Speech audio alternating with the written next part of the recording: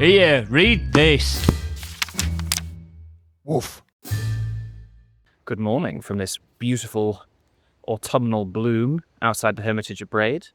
Very exciting news this morning. I've just read the latest TLS, which came out, I think, October the 31st, and there is a big 2-page spread from Miles Leeson on the collected poems of Iris Murdoch, or rather, sorry, Poems from an Attic, the upcoming collection, which is out in the next few days. Miles Leeson has been a guest on Here Read This more than once, twice now. And on the last episode, we were talking about The Year of Birds, which is the only collection of poetry Murdoch published in her lifetime, as he mentions at the start of this article. But we also got on to talking about Miles finding and editing this, well, a huge collection of poetry that was found in the attic of Murdoch's home in Oxford.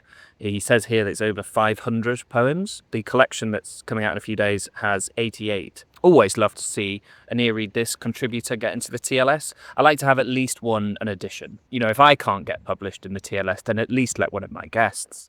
That's what I say to the editor when he calls me up every week, or every fortnight now, the layabout. So it must have felt like a tremendous responsibility to select this 88 from 500 and to, you know, shape them in a way. This isn't like finding someone's manuscript for their proposed collection. This isn't a sort of aerial situation. This is taking a huge body of work and then from that creating a text, creating a narrative. And some of these poems have appeared before. Obviously, The Year of Birds was published in Murdoch's lifetime.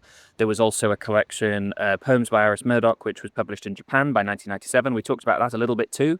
That's very hard to get your hands on and very expensive, so it's not well known. And then various incidental poems have been published. Those include Letters to Bridget Brophy. There's a little bit quoted here by Miles. The love poems, which are addressed to men and women alike, form a hidden biography of Murdoch's emotional education. To Be, who brought me 2 candles as a present, addressed to Bridget Brophy, turns the domestic flame into a figure of moral endurance. What you require of me, no science gives, to make these fires constant but not consumed. I think from The Year of Birds, you could get the impression that this was a novelist on holiday, and this was an incidental poetic experiment. It was a collaboration with a friend, Reynolds Stone, the engraver. But no, what Miles makes clear in his article is that Murdoch was, as he says, no dabbler.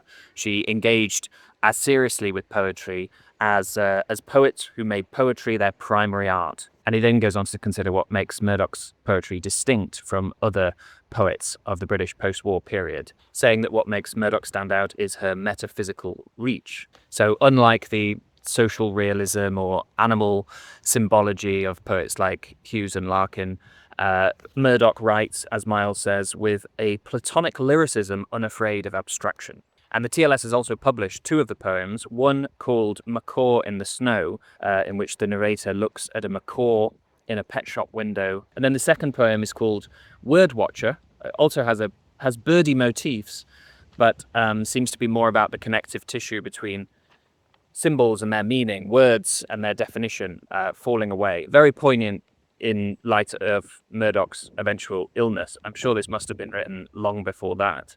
But anyway, it's 1, 2, 3, 4, 5, 6 stanzas long. I just wanted to just pick out one to give you a flavour of it. Deep in the wood I lie apart, and know of words only the cries, and see the blur and not the wing, and carry in my loaded heart what makes it founder with its prize, divided from the word, the thing.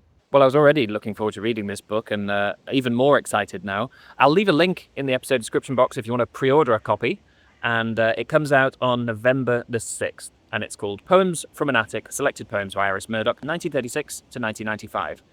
Thank you to Miles. And I'll tell you what, I'll also link the episode if you want to hear a little bit more about Miles' experience putting the collections together. But yeah, that's it for now. Until next time, happy reading.